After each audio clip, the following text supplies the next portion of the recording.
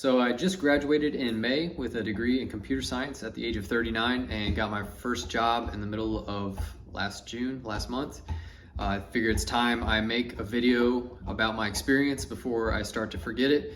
And hopefully if you're considering doing something similar, you can use my experience and outcome as, help you make a better decision going forward. So my background briefly, I joined the Air Force right outside of high school.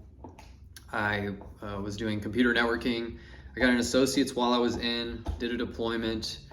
By the time I got out, it was 2009, and I did 5-year enlistment. So it was a 6-year enlistment, and I requested out a year early, and they granted that. So yeah, I was doing job hunting during the 08, 09 kind of a housing crisis, bad economy. It was not a good time.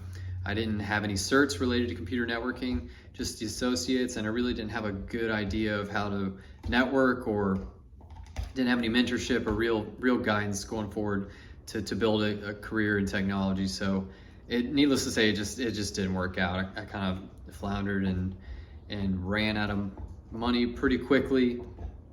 I ended up going back into the military to fix that situation. I went to the Army this time, ended up in more of a planning operations role. The job title was electronic warfare specialist, but that was an okay experience. I knew it was just a means to an end, just a temporary thing. So while I was in, I did another deployment. I got to live up in Alaska in Anchorage. That was awesome. That was actually probably the best part of all my military experience, was just being in Alaska, having all those federal holidays. And the pay was good up there too, because they pay for the housing market. But after I got out of the Army, I was traveling for a little bit. It was like over a year before I decided to try and go to school for electrical engineering. And I quickly realized I did not like that degree program. It was way too much like the stuff I learned in the Air Force, and I was kind of over telecommunications at that point and sitting around and waiting for stuff to break. And I didn't want to learn more about circuit boards. So I only lasted a couple semesters there. I was able to knock out some gen eds, and I went back and traveled some more. When I got done traveling the second time around, I went to school. I believe it was online at Arizona State next for their online software engineering program. Living with mom and dad, did that for a few semesters. Was not feeling the online sort of learning format, so it kind of ran its course for me. And after I finished my most recent semester there, I moved back to Alaska, enrolled in the University of Alaska up there in their computer science program, applied for a bunch of jobs, didn't hear anything. So I started school, but 2 months into the semester, I get a call back from a federal agency for a job up there in satellite communications maintenance. And although it's really not what I wanted to do, it's a federal job, and I heard about how great these things were supposed to be and how you can't be fired and the benefits are good, and so I took it. I figured I would regret not trying it, and I didn't like it. It was shift work. You just sat staring at a screen waiting for things to break most of the time, and honestly it was such a good cush job. I wish I could have made it work. It's just not in my nature to work like that. I need to actually do something and make something, and I need my job to actually matter, or else I lose my shit for some reason. And I wish I wasn't like that. I wish I could turn it off. Maybe I can work on that. But after a year and a half, that ran its course. I got out, went back with mom and dad, enrolled in a coding boot camp. I really enjoyed that. It was 4 months long. It was really intense. I learned a lot, and definitely at this point I knew that coding was something I could do longer term. I just continued to enjoy it. It continued to be challenging. And so for me, as a person who gets bored a lot, I decided, this is probably the right path in some form or fashion, right? So after I finished the coding boot camp, I'm kind of getting terrified because I've quit so many jobs and stuff, and I feel unemployable at this point. So I just take the first thing that comes along, which is a huge mistake. The reason I was able to get into this job so quickly is because my background in doing the thing that I was trying to get away from lined up really well with the job. But it also had Java developer in the job title, so I thought I was gonna be stepping into a software role, or I was just conveniently ignoring the fact that it was more of a help desk role, customer facing. Like, you got to get on Zoom calls and calls all day, 3 to 4 days a week, and troubleshoot building automations, hardware and software. And 1 to 2 days a week on your help desk days, you get to try and write some software products that they're experimenting with selling. And there was no mentorship, no guidance, no code review, no agile development practices, no nothing. It's just I was on my own, and basically I was told, like, go ask the really smart dude who also codes if you get stuck on your project. And kind of an absentee manager, she was great, but she was so busy and not really engaged with developing that software side of their business model, because it wasn't a revenue maker at that time. So I just decided to cut my losses. I bounced on that thing at like 9 months, paid an early termination fee on my lease. That was pretty costly. And this was right before the coding, software engineer job market started to really heat up. So I didn't have any luck trying to find a different job up to that point. I think it just looked too suspicious, me applying for jobs, at the 6, 7, 8 month mark. So nothing ended up working out for me. And I'm getting pretty scared at this point. Like, I'm getting up there in age, as far as I'm getting old to be not knowing what the hell I'm doing. My resume is gappy as hell. There's too much travel. I mean, like, I am a flake at this point, and my resume reflects it, right? So I didn't stick with anything for more than a year and a half, other than the military, which I had to stick with. Otherwise, I go to prison. So at this point is when I decided, okay, I need to go back and finish school for real. I was lucky enough to have the GI Bill still. So, as long as I don't go to too expensive of like a private school, it's paid for. I had a friend near a really cheap state school who offered me a place to live, at a good roommate price. I still paid out of my housing allowance and whatnot, but it was a pretty affordable area. So I feel like the stars kind of aligned for me, and I decided to go back and finish up. So I was able to transfer a decent amount of credits in, but when they did all the math and rejected some of my classes to be transferred for God knows what, I cannot figure out why, for some of those, I had 2 years left, spread over 4 normal semesters, and taken some summer classes in between. So my experience in school was that being older, it was a lot easier to manage my time, and I was able to take a higher credit load as a result. I think my professors really enjoyed having me in their classes, because I actually talked and gave feedback. And again, they probably just enjoyed having an adult to talk to, as did I. Like, I got along with my professors better than a lot of the students, but I was also able to make a couple friends, even though the age gap was huge. There were a couple mature students or people I just vibed with, who were fun to be around. So, I just kind of had to check my ego at the door every day, because it was a reminder, like, look how behind you are in life compared to everybody. And I'm not gonna lie, like, that shit got me bumming quite a few times. I still struggle with thinking I'm screwed, even at this point, because I'm just now starting a proper career. But anyways, that was the experience with the actual computer science classes.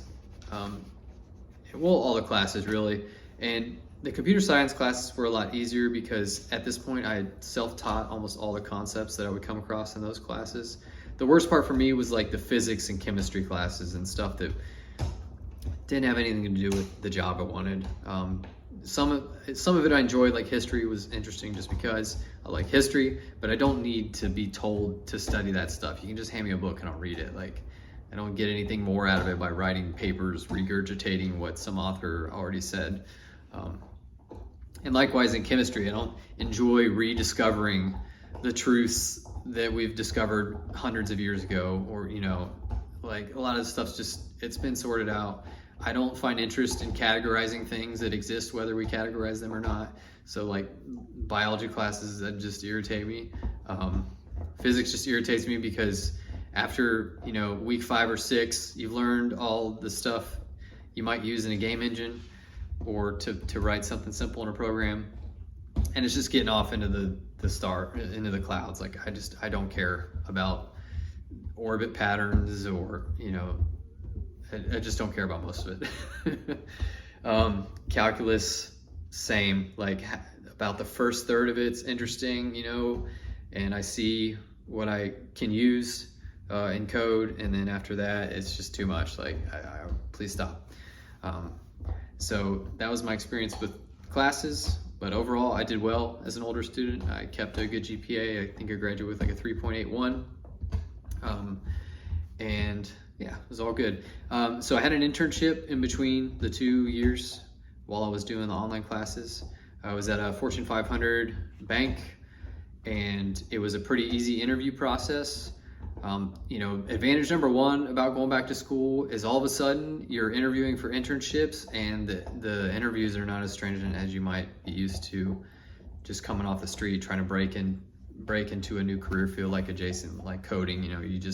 You gotta be good at solving those leak code mediums versus if you're in school and you're competing with, a bunch of kids who don't have as good of time management, and they just have other priorities, right? So the bar is lower with who you're competing with. Unfortunately for them, they're competing against me, and I'm kind of more focused, so it made it easier. But I didn't get to the actual interview stage of more than 2 companies. It was Walmart and the one I took, and I got through Walmart's and got accepted. I just didn't want to work at Walmart necessarily, so it felt like a better idea to take this other one. And the internship was pretty uneventful. It was setting up back-end architecture and going through, the multi-layers of approval processes for everything in a large company like that. Like, it's slow going, which honestly is kind of nice. I enjoyed the change of pace. Just put in your requests and you gotta wait, and so you can go self-teach on something else or just be more social at work than like for me. I normally don't try and hang out at the water cooler per se. I just like to stay busy and make the time go by faster. But it was nice to have a slower pace like that and not have like a lot expected of you. So that was nice too. And I'm putting money in the bank, making $25 an hour. It's not bad. I did get a job offer after that one. The offer was for $88K base, $3,500 relocation, $2,500 Christmas bonus, I think, and then 15% of my base salary as a bonus if I meet my performance standards and they meet their profit goals, and like times some multipliers, something they can probably tweak in a recession to give less of a bonus, but pretty good salary. Honestly, the further I got from the internship to graduation, I was starting to see job openings dry up a little bit and watching those advertised salaries slowly go down. So I think I got a job offer maybe just in time. Obviously I would have been much happier to end up in San Francisco making $220K, and then I could just live with 4 roommates and whatever, make that work to sock away as much money as possible. But this is a pretty good outcome. I'm in a higher cost of living area, but it's not like the Chicagos or Bostons or San Franciscos or anything like that. And yeah, it's not bad. So that's the salary. Would I recommend it for someone else to do what I did? For you, if you don't have access to money, it's a lot of risk, right? You really got to do the math, because you cannot guarantee that you'll get the job that the degree is supposed to get you. It's never 100%. You can do things to increase the odds, go to a better school, get better grades, definitely get better internships. You have to get an internship, in my opinion. But yeah, it's still a risk, right? So, you're gonna have to be very careful if you don't have the money things sorted out. I'm so lucky that I had that GI Bill, and then I came out of the military, you know, with enough sanity still to get through something like this. So, and just to be productive, you know, because a lot of guys, they come away with trauma, and life's just not easy anymore. They don't fit in. So yeah, if you're a military, if you're a veteran, probably just go for it.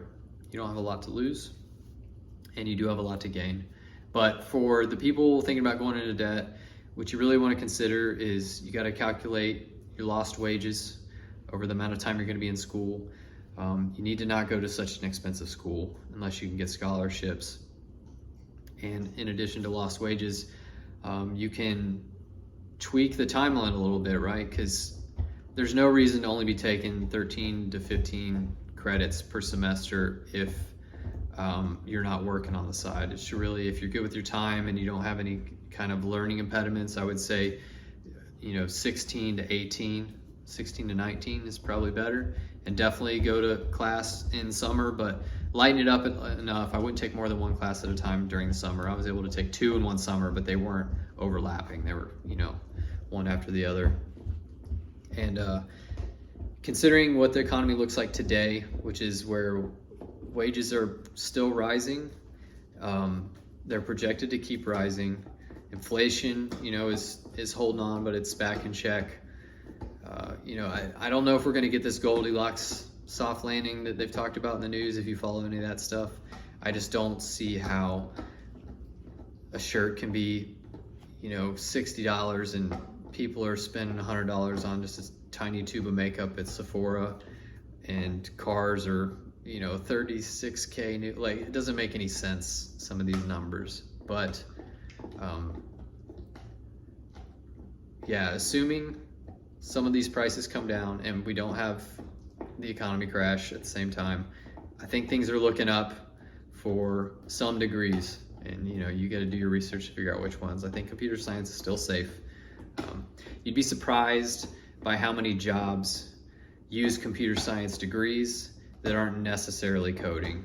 Even as a software engineer, you'll find yourself at a lot of companies just configuring technologies that exist, open source libraries, or even stuff from, you know, other big companies, just putting their software to work.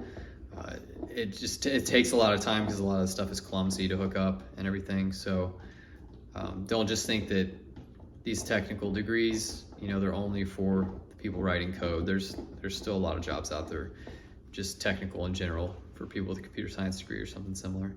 So yeah, I hope this is useful. I went a little longer on time than I wanted to, and I know this is kind of messy. I'm not editing it. I don't have any followers, so there's really no point in me wasting a bunch of time on editing. But, you know, in the future, if I get some sort of traction, maybe I'll put more work in the future videos. But for now, just please give it a like if you made it this far or got anything out of it. Subscribe if you want to, but it'll be ages before I make another video. And yeah, good luck with making your decision. If you got any questions, put them in the comments. I'm happy to answer. Pretty responsive there. All right, take care.